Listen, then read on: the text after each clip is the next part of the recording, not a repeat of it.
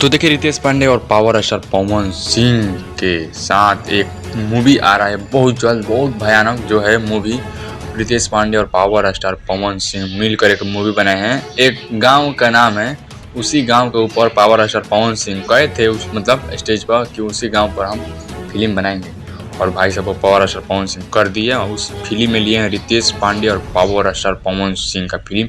और बहुत ही दर्दनाक होने वाली है। फिल्म का नाम अभी अनाउंस नहीं हुआ है लेकिन बहुत ही दर्दनाक मूवी होने वाली है क्योंकि रितेश पांडे और साथ में पावर स्टार पवन सिंह भोजपुरी के करता धरता पवन सिंह काम के हैं। और बहुत लाजवाब होगा और हिट भी होगा फिल्म में क्योंकि जब दो कलाकार पहली बार बड़े बड़े सुपर स्टार पावर स्टार मिल रहे हैं कोई फिल्म में तो भाई फिल्म तो बवाल होगा।